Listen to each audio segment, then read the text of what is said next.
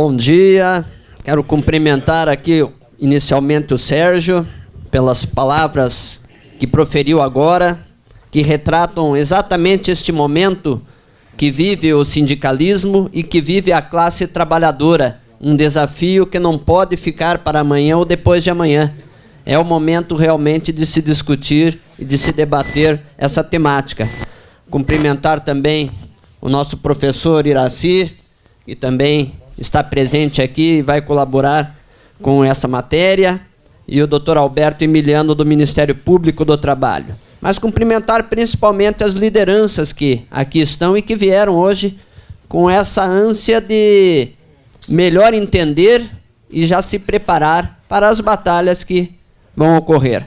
Porque se em uma época falávamos em lutar contra a ditadura militar, hoje tem a ditadura também, a ditadura do capital internacional, que se impõe, mudando inclusive a legislação do Brasil em prejuízo da classe trabalhadora. Mas é um tema muito interessante.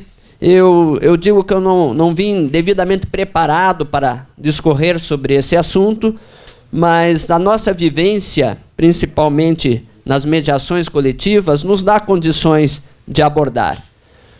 Práticas antissindicais, quanto isso é comum, não é?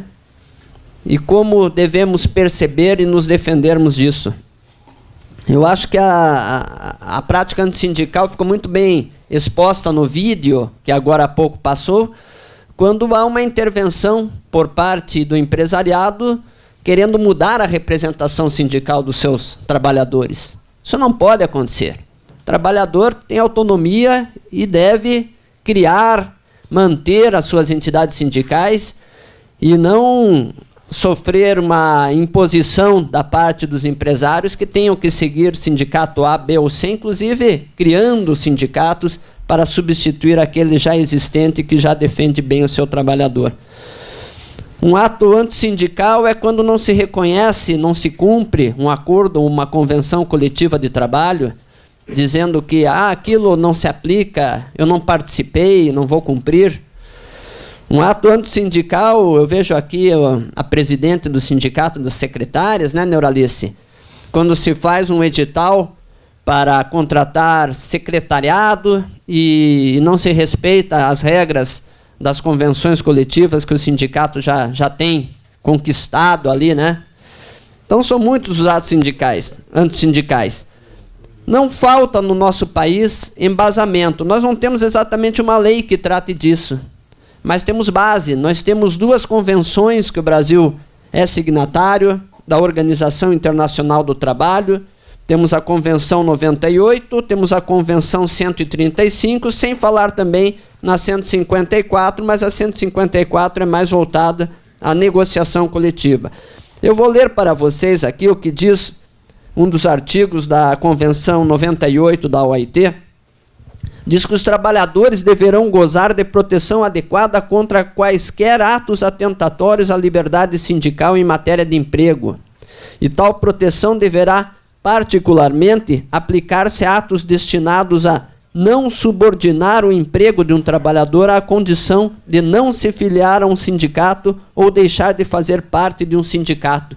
E eu lembro que eu falei no mês de fevereiro, aqui naquela tribuna, naquele evento sobre a contribuição sindical, que eu achava a parte mais dolorosa dessa nova regra, que infelizmente se criou, de deixar facultativa a contribuição sindical, justamente quando o trabalhador ele tem que se manifestar perante o seu empregador ou preposto da empresa, dizendo que quer contribuir.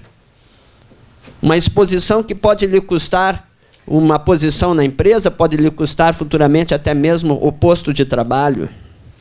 Também não dispensar um trabalhador ou prejudicá-lo por qualquer modo em virtude de sua filiação a um sindicato ou de sua participação em atividades sindicais fora das horas de trabalho ou com o consentimento do empregador durante as mesmas horas. A liberdade de poder ir a uma assembleia, de poder opinar, de poder votar livremente, sem ressentimento ou sem medo. Olhando a Convenção 135, logo o seu artigo 1º diz que os representantes dos trabalhadores na empresa e aí vale o dirigente sindical, vale o membro da CIPA, devem ser beneficiados com uma proteção eficiente contra quaisquer medidas que poderiam prejudicá-los, inclusive o licenciamento e que seriam motivados por sua qualidade ou suas atividades como representantes dos trabalhadores, sua atuação sindical, participação em atividades sindicais, conquanto hajam de acordo com as leis, convenções coletivas ou outros arranjos convencionais. É claro, eu já atendi muitos trabalhadores lá no Ministério, na Superintendência, e que querem parar o trabalho porque estão com seus salários atrasados ou estão sofrendo algum tipo de assédio dentro do local. E nós instruímos, sim, vocês podem e devem fazer isso, mas procurem antes a sua entidade sindical, porque ela é detentora dessa prerrogativa. Portanto, respeitada a lei de greve, o prazo legal de comunicação, a greve ela pode acontecer sim, e há respaldo nessas convenções, há respaldo na Constituição Federal. Mas, enfim, não vamos falar apenas do abstrato, vamos falar da prática, do dia a dia. E é isso que o vídeo mostrou, que o Sérgio falou e que os senhores certamente sabem. Tem que enfrentar, mas tem que enfrentar com inteligência, tem que enfrentar com coragem, muito bem articulados. E certamente nós não vamos deixar com que essa onda, essa terrível onda, venha prejudicar milhões de brasileiros, porque os milhões de brasileiros são os trabalhadores. É claro, muitos empresários foram trabalhadores e trabalham dentro de suas empresas, mas não é desses empresários que estamos falando realmente do interesse maior que vem aí dos setores fortes que dominam a economia mundial e que vem no Brasil um polo, assim como quem sabe a Índia, uma Indonésia, um polo somente de produção e de pouca contraprestação em prol da população. Então são essas as minhas palavras iniciais. Eu fico muito feliz de ter sido convidado, porque é um tema apaixonante realmente, e devemos vivê-lo dia a dia. E quero também cumprimentar, eu estive na sexta-feira, cumprimentar a Suzana, lá do STIG, né? Nós estamos dando uma força muito grande para que ela, que já é uma liderança nata, agora comande na presidência aquele importante sindicato. Então são essas as minhas palavras iniciais e vamos sair daqui mais encorajados e dispostos a fazer justiça. Justiça dentro da legalidade, mas justiça com muito empenho, com muita inteligência para parar um pouco essa força que vem aí contra a população trabalhadora do Brasil. Muito obrigado. Obrigado, Luiz. Eu queria convidar para a mesa também os representantes nossos que participam do Fórum de Ações Antissindicais e Estrutura Sindical, do Ministério Público do Trabalho, o companheiro Nelson, uma salva de palmas. Companheiro Alfane Alves. E o companheiro Jamil Dávila. Jamil Dávila. Pedi para fechar aquela porta nos fundos, para permanecer o ambiente mais aquecido, né? Senão o ar fica gastando energia de gás. Ok? Do senhor doutor Emiliano permitir, eu queria convidar o Iraci primeiro, doutor Emiliano, para falar um pouquinho dessa área jurídica e depois... Acho que melhor, porque ele fala tudo já. Daí a gente fala pouco, né? Boa ideia. Doutor Iraci. Bom dia a todos. Na verdade, o Sérgio me colocou nesse fórum certamente para que eu trouxesse a memória do sindicato.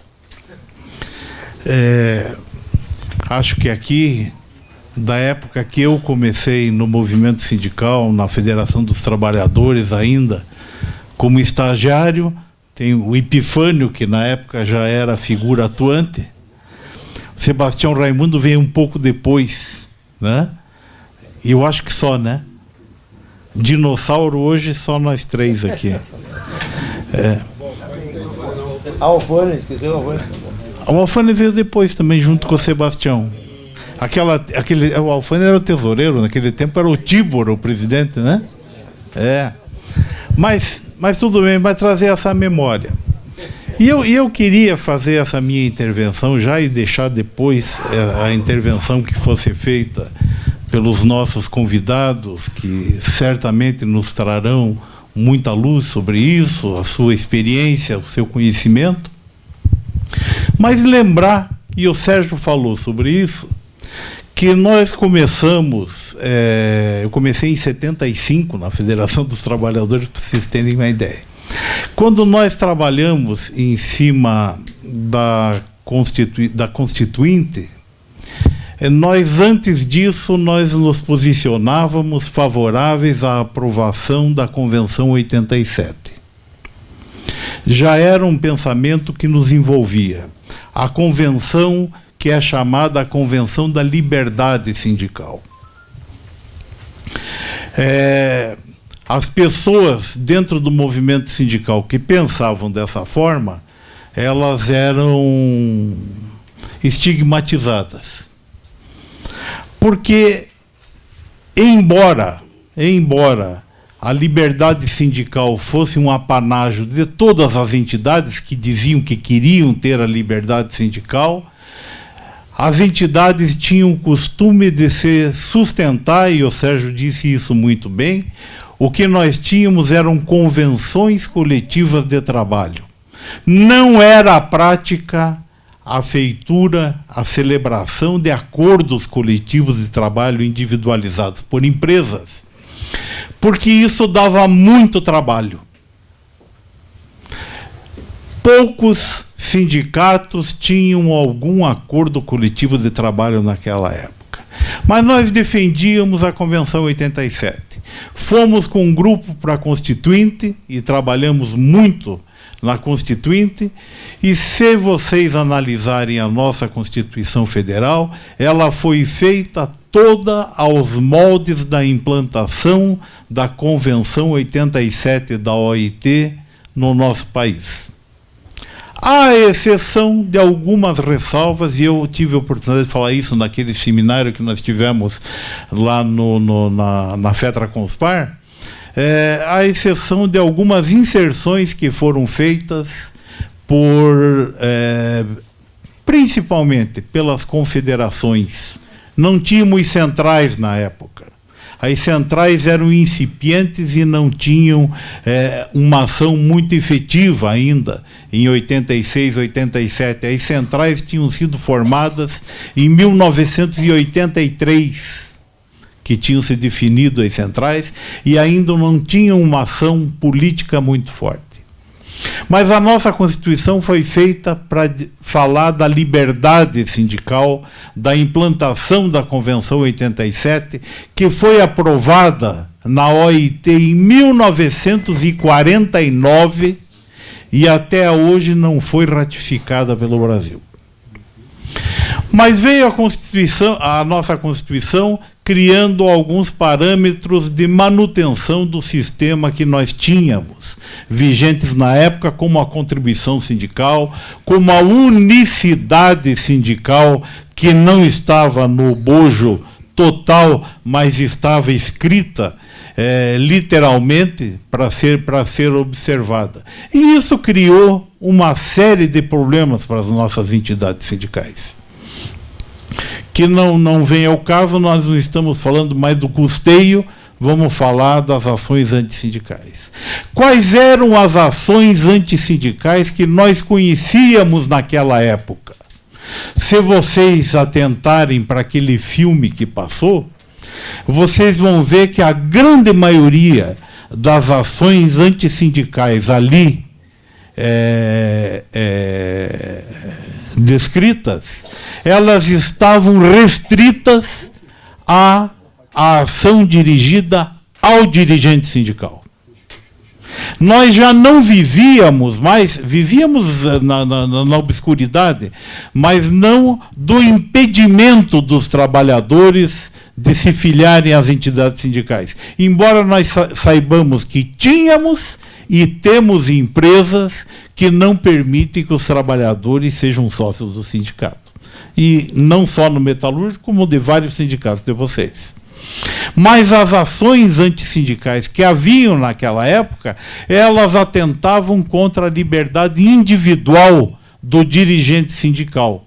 Quando era eleito dirigente sindical, a empresa se insurgia, criava situações e levava à dispensa. E as ações que nós tínhamos estavam muito sustentadas nas reclamações trabalhistas que nós fazíamos para colocar de volta.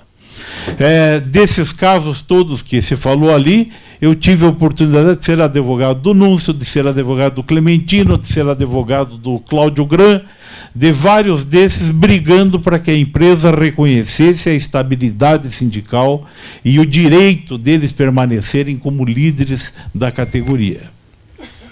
Mas essa era a ação sindical que nós conhecíamos. Não era a ação sindical contra a entidade sindical. Contra a entidade veladamente. A lei dizia que a mensalidade tinha que ser descontada e os patrões certamente se submetiam à legislação porque não tinham a coragem de dizer que eram contra a lei e que não descontariam a mensalidade do sindicato. Alguns incentivavam os empregados a não entrar no sindicato. Mas, de resto, nós não tínhamos ações explícitas antissindicais contra as entidades. Vivemos esse período em que o sindicato, e o Sérgio falou bem, o sindicato dos metalúrgicos se estabeleceu num novo modelo. Nós passamos a dar menos importância para a convenção coletiva de trabalho e passamos a dar mais importância para os acordos coletivos de trabalho. Me lembro muito bem, ainda antes da Constituição, lá na década de 80, 85, 86, onde nós nos reunimos ali, tinha uma salinha, onde tem uma salinha ainda na entrada da Lamenha Lins, mas do lado esquerdo, onde é um depósito ali hoje, ali nós tínhamos uma salinha. E dentro dessa salinha nós fizemos um setor de planejamento estratégico do sindicato. Ali nós colocamos painéis na parede, tínhamos o concurso na época do João Guilherme, que continua com a gente ainda hoje, e na época tinha o Sérgio Gomes, que vinha junto com a gente, e nós listamos as 15 maiores empresas que nós tínhamos para dizer que a sustentação do sindicato política ia ser no trabalho com essas 15 empresas. Não agimos diferente ainda hoje. Ainda hoje nós utilizamos o mesmo planejamento que nós utilizamos, claro, aperfeiçoando os nossos métodos e fazendo com que sejamos mais eficientes e mais eficazes. E as empresas cresceram, porque não eram empresas tão grandes naquela época como temos hoje algumas, né? Mas começamos a fazer esse planejamento naquela época. Por quê? E eu advogava para uma série de entidades na época, e às vezes a gente que tinha algum idealismo em cima de nos posicionarmos em contraposição ao que os patrões, aos sindicatos patronais realmente tentavam nos impor, nós nos víamos tolhidos quando o diretor do sindicato, o presidente do sindicato dizia assim: mas se nós não fecharmos a convenção, o dinheiro do sindicato vai acabar e não vai ter a taxa de reversão. Se acabar esse dinheiro, nós vamos paralisar. Então, às vezes, sacrificava o próprio avanço da negociação em troca do equilíbrio financeiro da entidade, né? E a mudança do modelo para nós negociarmos com as maiores empresas era uma forma de nos dar liberdade de ação sindical, não mais vinculando o sustento integral da entidade com a nossa capacidade de luta e de avançar nas conquistas frente aos patrões. Se vocês pegarem as convenções coletivas de trabalho que haviam antes da década de 80, isso é um fato histórico para pesquisa histórica, mas é muito claro isso. e pegarem as convenções coletivas de trabalho que passaram a ser feitas depois, já do meio para o final da década de 80, vocês vão ver que o conteúdo dessas convenções coletivas de trabalho passaram a ser diferentes.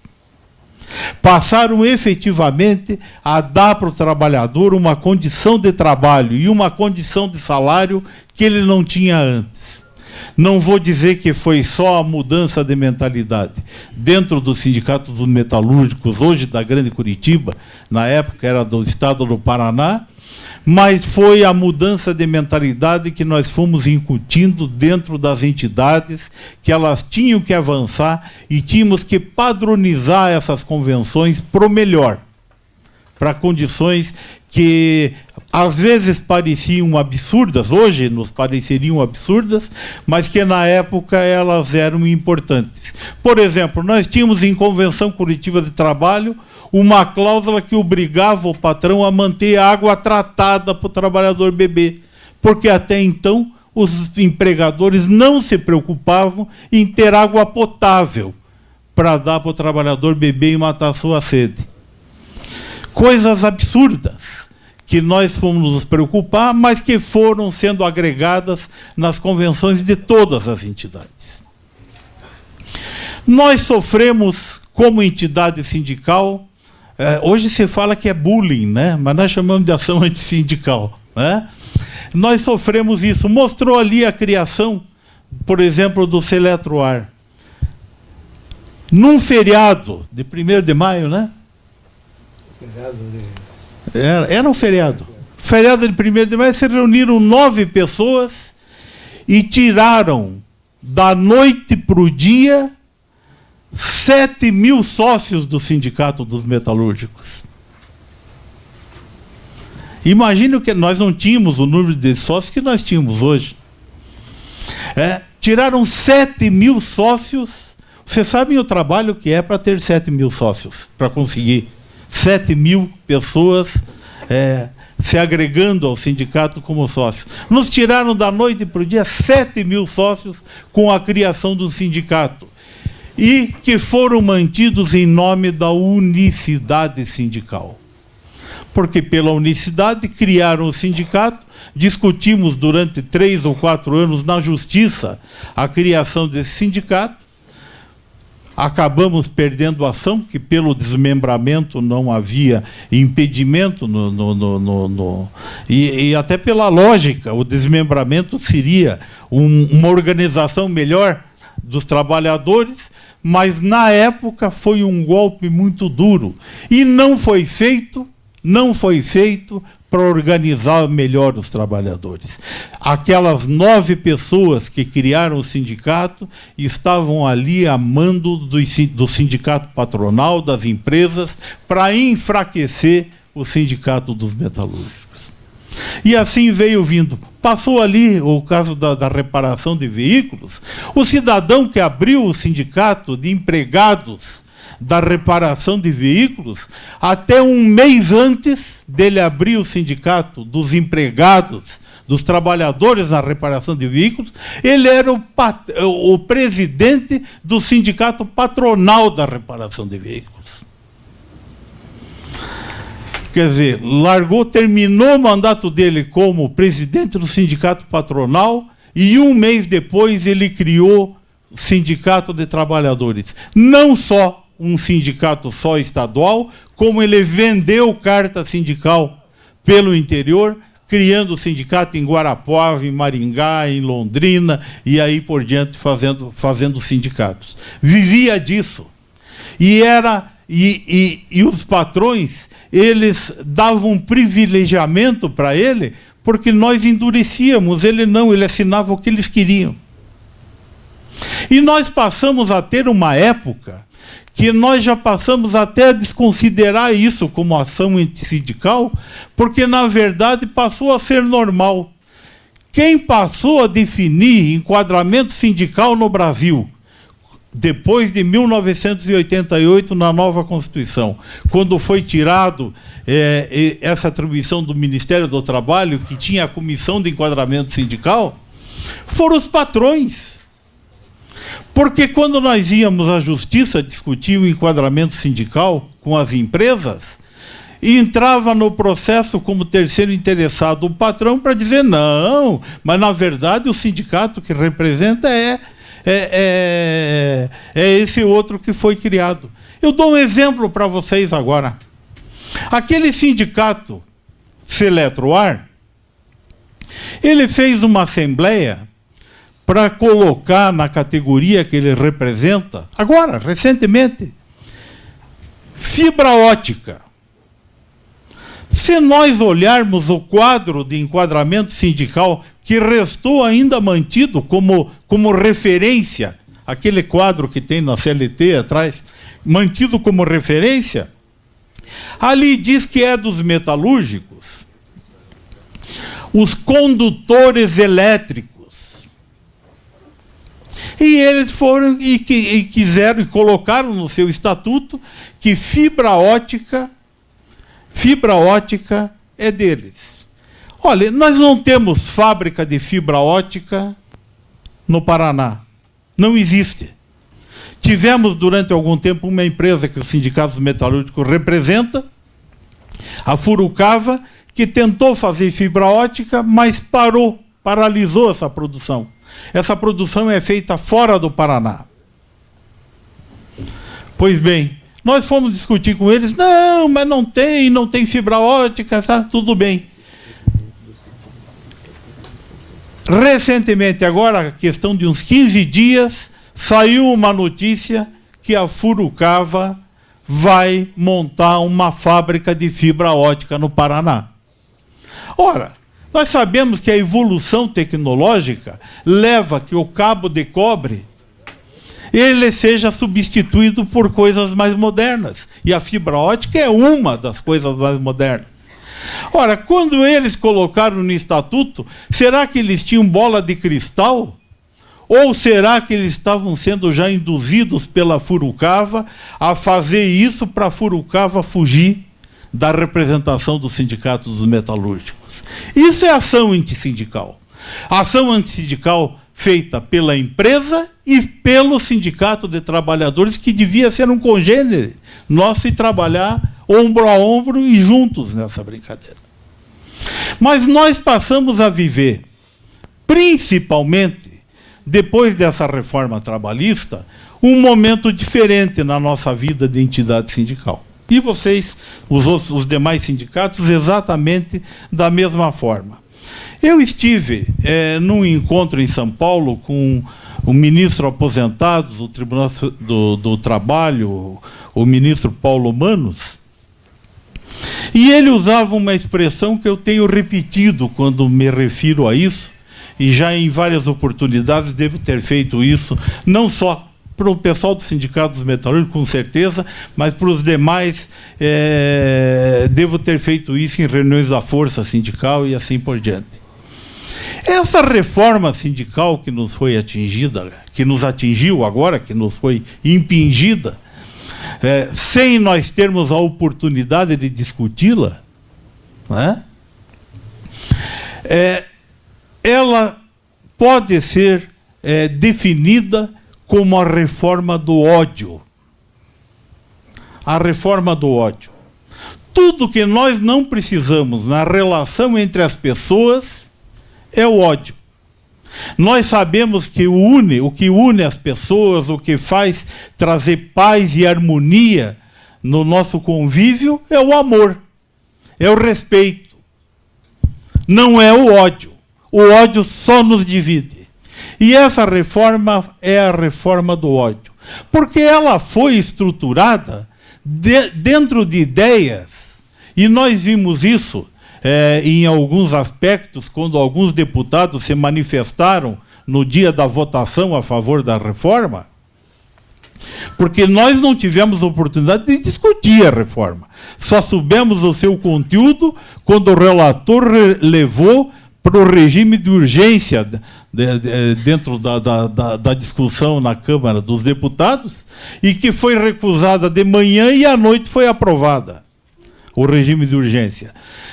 Nós não tivemos a oportunidade de discutir, mas nós víamos os deputados defendendo os seus pensamentos. E todos eles eram direcionados pelo ódio, eram envolvidos pelo ódio. E os resultados que foram ali contidos mostram isso. O que a Justiça do Trabalho levou décadas para cristalizar e consolidar como jurisprudência, definindo matérias que são extremamente controversas, criando então os enunciados da súmula do TST, uma grande parte desses enunciados foram contemplados com redações nessa reforma que anulam o enunciado que tinha sido cristalizado pelo longo tempo de discussão da matéria dentro da Justiça. Ou seja, eu fui atingido por uma decisão da Justiça do Trabalho que se baseou num enunciado, numa interpretação, e disse que eu então tenho que pagar o meu empregado porque eu estava errado. Então, como eu tenho o poder agora, eu mudo a redação desse artigo para dizer que aquele enunciado se torne inócuo.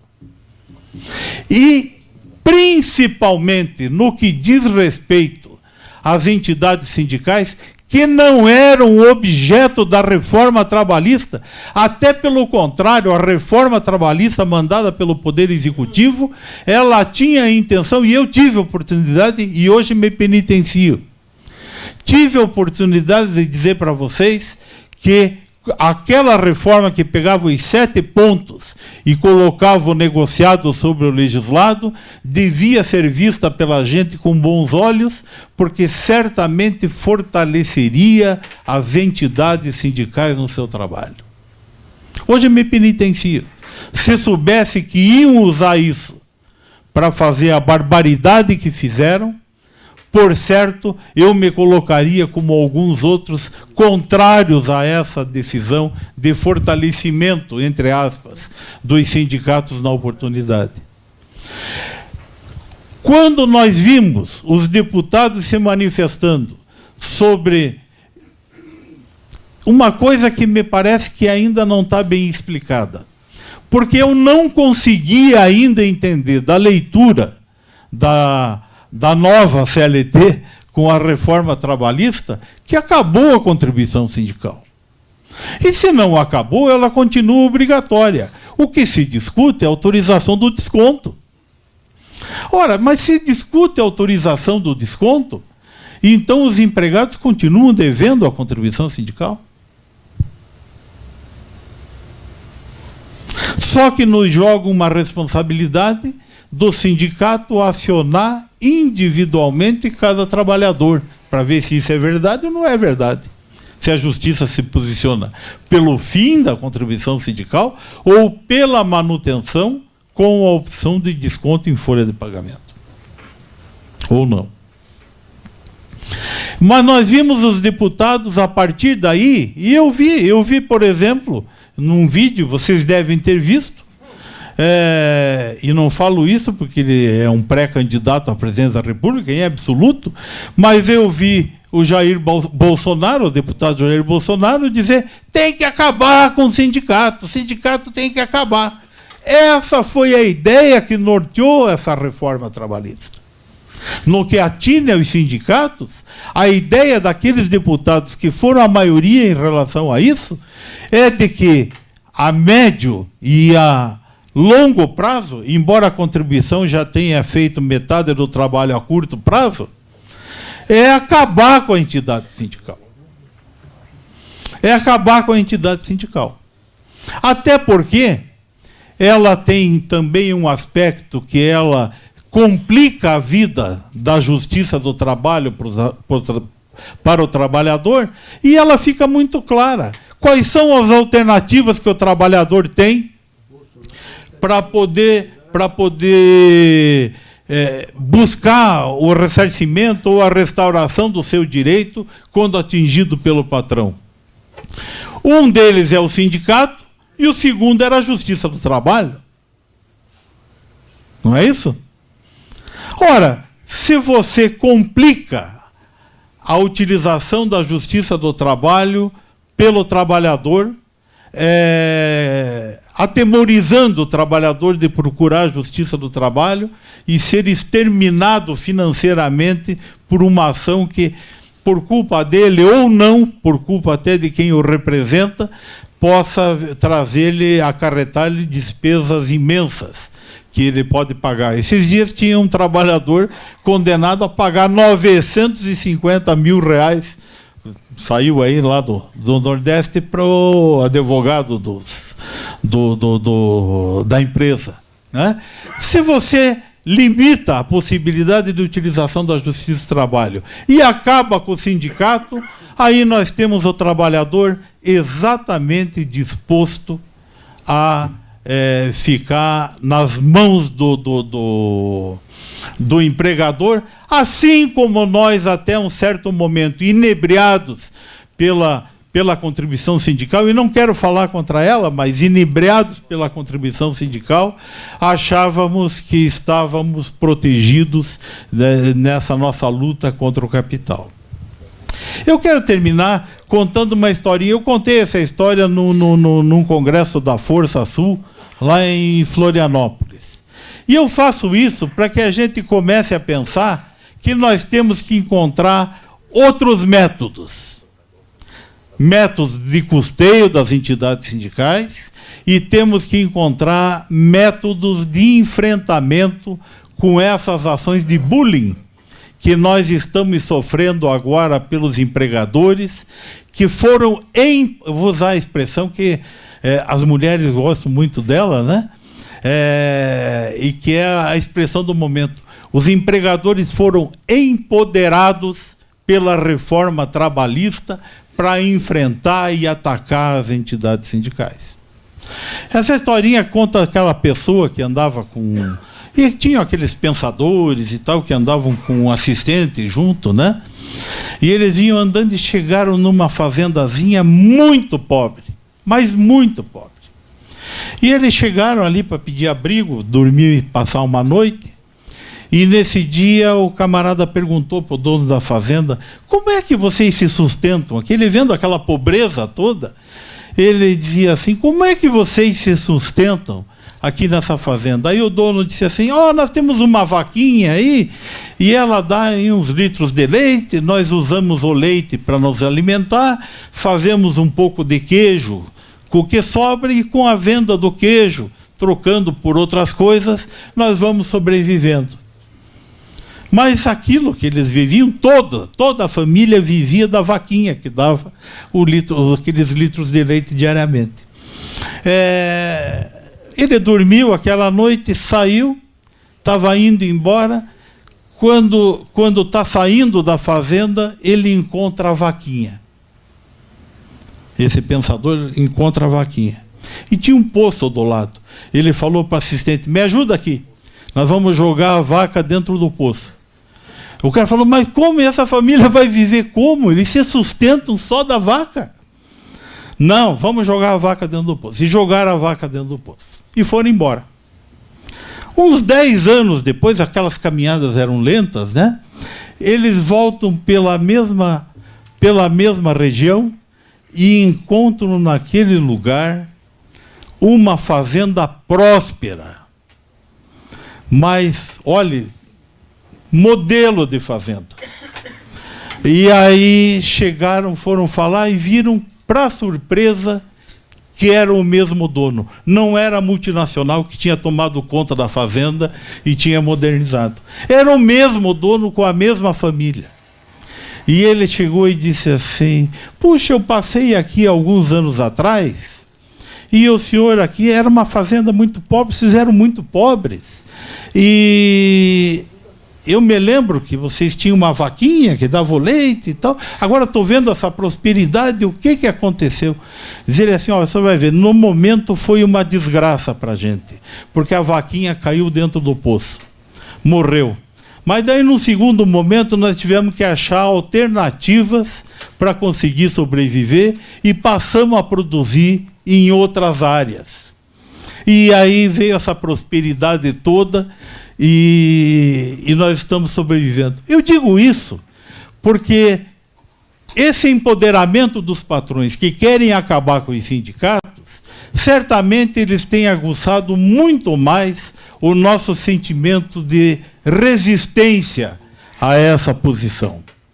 E quem sabe a contribuição sindical que eles quiseram nos tirar para extinguir as entidades sindicais seja a vaquinha que eles jogaram no poço.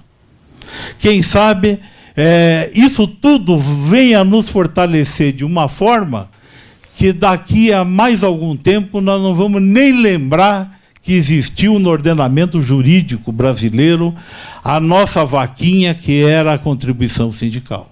E que nós sejamos muito mais fortes, muito mais prósperos, fazendo o nosso planejamento e encontrando novas modalidades de enfrentamento com o capital, para não deixar que eles, como desejaram com essa reforma trabalhista, engulam o trabalhador. É nossa responsabilidade encontrarmos os caminhos. Precisamos de ajuda? Precisamos. Nós não temos a experiência da ação antissindical contra a entidade. Nós tínhamos experiência na ação sindical contra o trabalhador e contra o dirigente sindical. Contra a entidade nós não tínhamos. Mas nós vamos ter que construir efetivamente qual que vai ser a nossa ação de defesa e fazer com que a morte da vaquinha valha a pena. Coitadas das vaquinhas, né? Já estão matando bastante. Nós vamos passar a palavra para o doutor Emiliano, para que ele fale um pouco da experiência que está tendo no fórum, que o Ministério Público do Trabalho está fazendo, e as entidades sindicais estão participando, ele como coordenador, e depois a gente abre para perguntas. Todos vocês receberam aí, tá certo? Um papelzinho para fazer pelo menos uma pergunta. Espero que ninguém foi no banheiro e levou isso aqui para lá, né? Alguém levou fora? Jogou fora, não? Não? Quem levanta o braço, então? Tá bom, então. Não é tanta pergunta, mas é só uma para cada um, viu, assim? Não tem problema, não. Doutor Emiliano, fica à vontade. Doutor Emiliano, hoje é o coordenador do Fórum das Ações Sindicais do Ministério Público do Trabalho. O Nelson representa a Força, o Alfânia representa lá as federações, né? E o nosso companheiro, nosso secretário-geral da Vila, é o nosso coringa para os dois aí. Companheiro, eu queria agradecer novamente, doutor Emiliano, pela oportunidade. Bom dia a todas e a todos.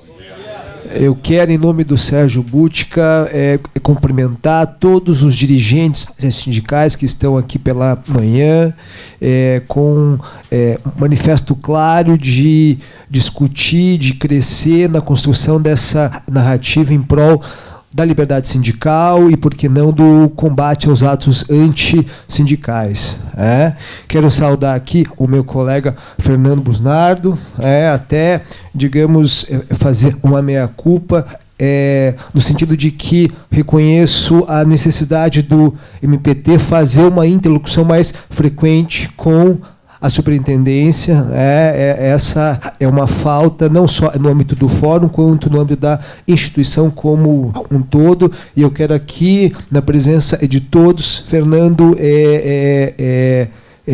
noticiar meu compromisso de que vou procurá-lo para que a gente possa estreitar ainda mais as nossas relações. Quero saudar aqui o meu colega Nelson, meu companheiro de fórum, o Fórum Estadual da Liberdade Sindical, do qual eu vou falar daqui a pouco, rapidamente. Saudar também o doutor Iraci, que é certamente, como mesmo foi dito pelo Sérgio Butka, é a história viva do movimento sindical paranaense e, por que não, brasileiro. Quero saudar também o Glaucio.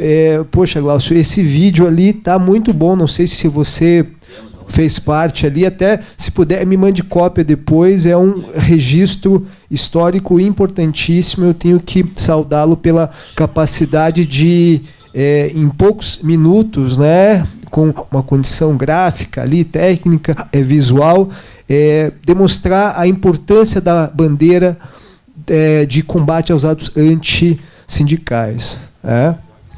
E, enfim, se puder, me mande uma cópia depois. Bom, para falar de ato antissindical, eu não tenho como deixar de citar o Fórum Estadual da Liberdade Sindical, ou seja, um espaço criado pelo Ministério Público do Trabalho no Paraná para, dentre outras coisas, funcionar como uma caixa de ressonância, como uma caixa acústica, não só dentro do MPT, mas fora também das bandeiras das entidades sindicais. Essa me parece uma questão importantíssima e certamente é uma das funções do Fórum. Para além da atuação de defensor da ordem jurídica, cabe também ao MPT estabelecer um diálogo social. Essa me parece uma função importantíssima, a qual nem sempre conseguimos fazer a contento. E quero crer que, a partir do fórum, a gente pode construir uma narrativa democrática, ampla, que tem como finalidade a tutela da liberdade sindical.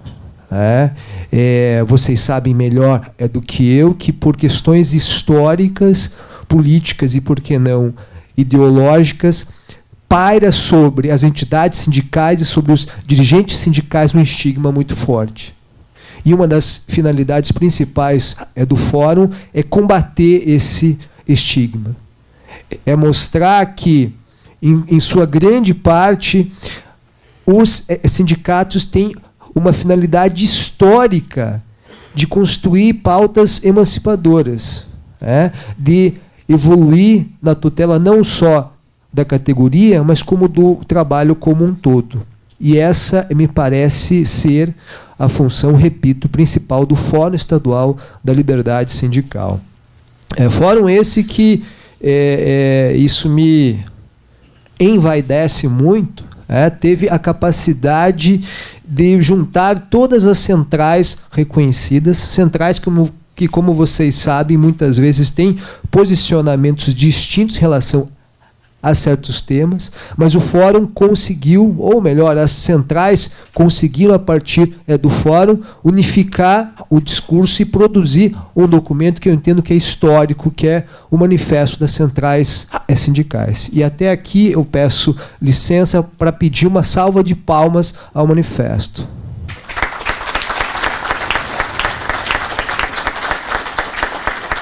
Repito, trata-se de um documento histórico que tem como finalidade tutelar a liberdade sindical, defender a liberdade sindical a partir de 3 pilares, a negociação coletiva, os atos antissindicais e o custeio.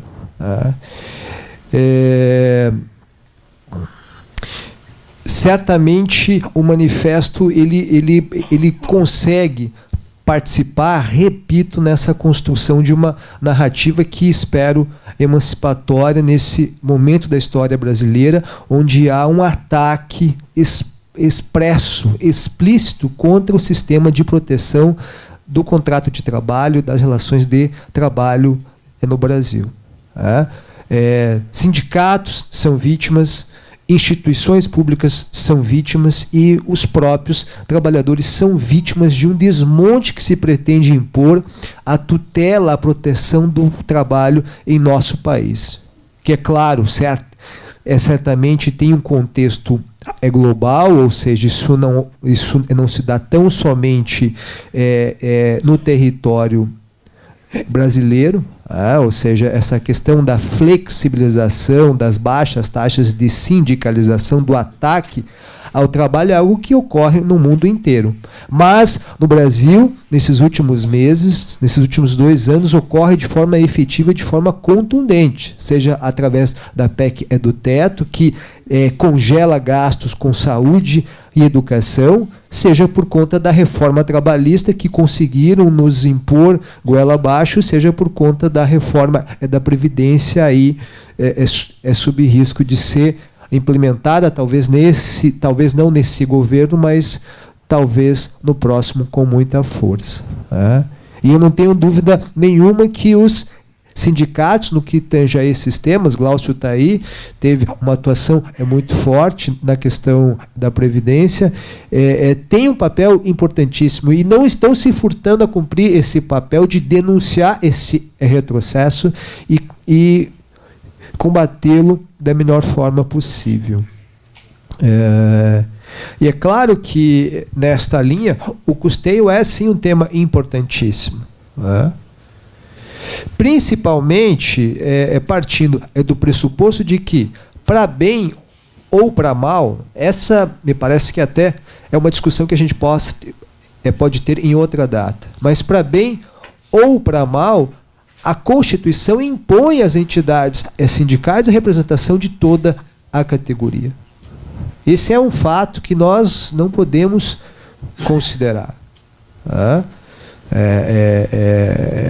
A partir do instante em que nós não ratificamos a Convenção 87 e fazemos uma opção pela unicidade e pelo critério de categoria, o sindicato ele não tem essa opção de deixar de representar os que não são filiados. E me parece, no mínimo, contraditório, para não dizer cretino, adotar a tese de que não, daqui para frente só filiado vai ter que contribuir. Não obstante a obrigação constitucional das entidades sindicais em, repito, representarem toda a categoria.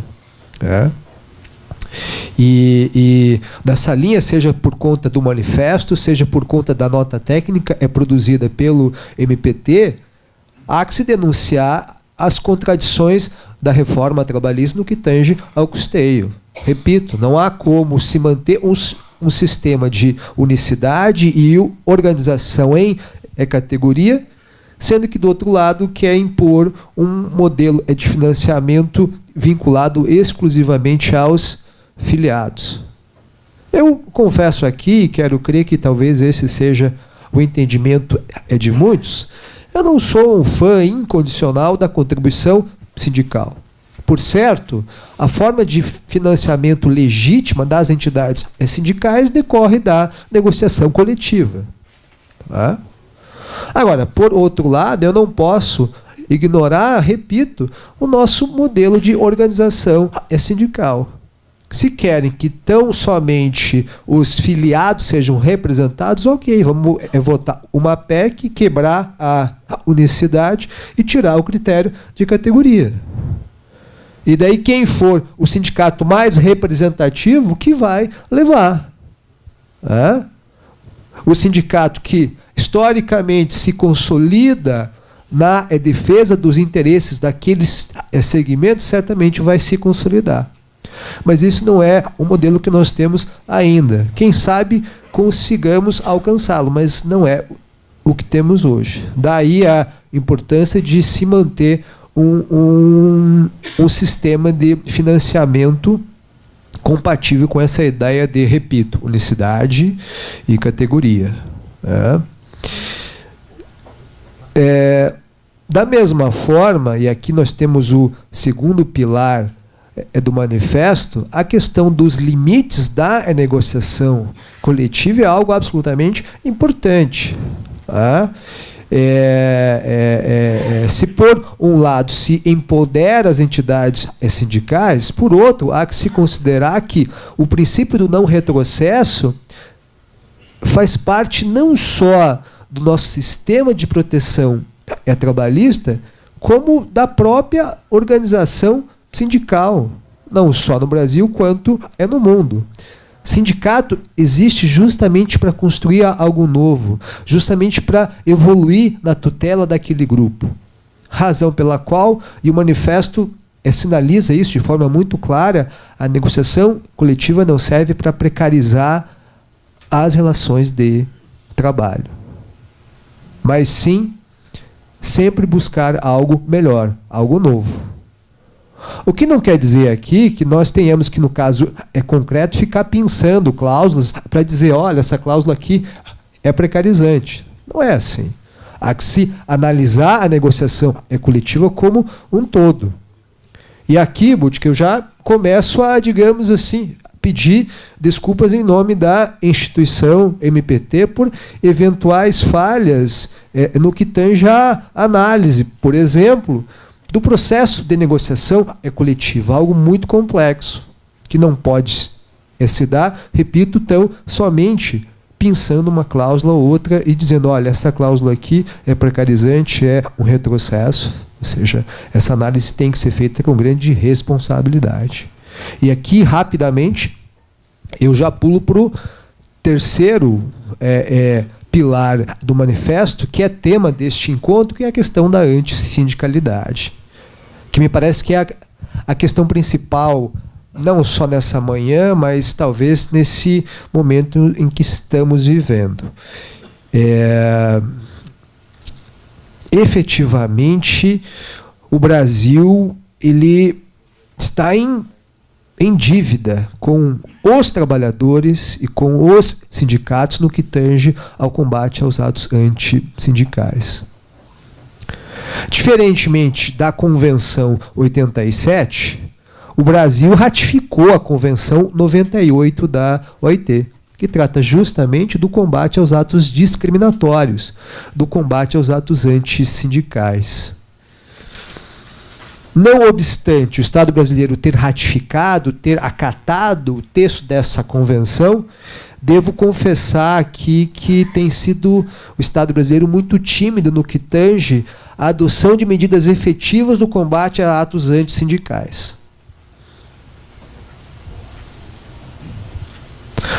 As atitudes tomadas pelo Estado brasileiro, repito, no que tange ao combate dos atos antissindicais, infelizmente, são muito tímidas, são muito tênues.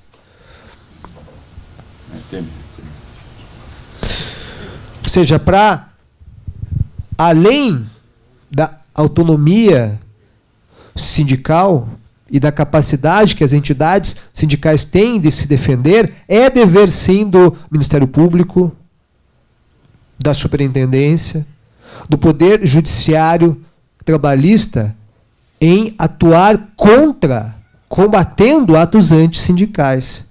E aqui, Butica, eu faço uma meia-culpa, eventualmente, da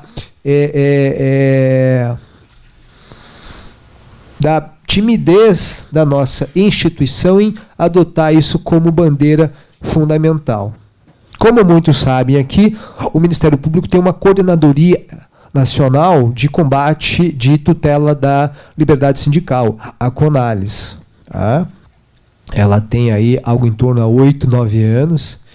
E nesses 8, 9 anos eu posso dizer que, infelizmente, a CONALES ficou muito voltada à questão do custeio e não enfrentou uma questão tão importante que é a atuação do MPT contra atos antissindicais. É óbvio que os sindicatos têm plena legitimidade para se defender em face dessas práticas, mas o MPT não pode se furtar, atuar de forma efetiva contra isso. A demissão de um dirigente sindical, a demissão de um trabalhador, ou a coação, a pressão, a recusa em iniciar uma negociação coletiva, ou, eventualmente, quando se extrai do texto da lei uma interpretação de que a autorização do desconto tem que ser individual, essas são práticas que, respeitado o entendimento em contrário, são propícias a serem classificadas como atos antissindicais. Ora, alguém acha que o trabalhador terá um ambiente livre de qualquer pressão para poder ir até o empregador, gerente, RH, e manifestar sua intenção em contribuir, em participar do custeio? É quase que cínica essa interpretação. Num sistema no qual, além de não termos uma legislação específica de combate aos atos antissindicais, por conta da denúncia da Convenção 158, a dispensa aqui é imotivada.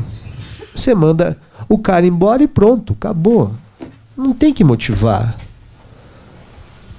E daí alguém acha que nesse contexto o trabalhador vai, não, eu quero contribuir. Tem uns loucos, né, Nelson? Mas aí eu vou contribuir. Né? Mas são poucos. Eu não tenho dúvida disso. Tá? Inclusive, aqui eu quero fazer notícia de que, além do Fórum Estadual da Liberdade Sindical, a CONALES pretende implementar um projeto nacional de combate aos atos antissindicais.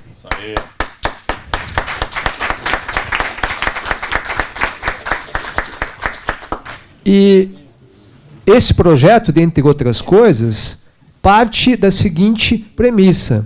Estatisticamente, apenas 1/5 da atuação do MPT em matéria sindical dizem respeito a esse tema.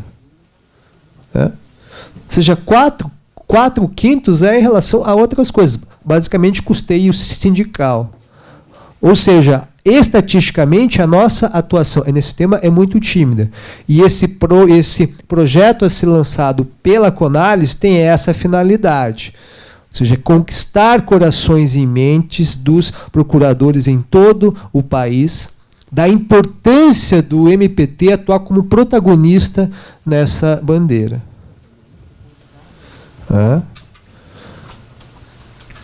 Porque, dentre outras coisas, essa é a nossa finalidade. Se temos que combater o trabalho infantil, se temos que erradicar o trabalho escravo, se temos que combater a terceirização ilícita, também temos que promover a liberdade sindical. E uma das formas de se promover a liberdade sindical, por certo, é o combate aos atos antissindicais. Enfim, eu poderia falar muito mais sobre esse tema, noticiar as diversas ideias que têm surgido no âmbito do fórum, e aqui isso é algo fantástico que eu quero compartilhar com todos. A riqueza que é o Fórum Estadual da Liberdade Sindical.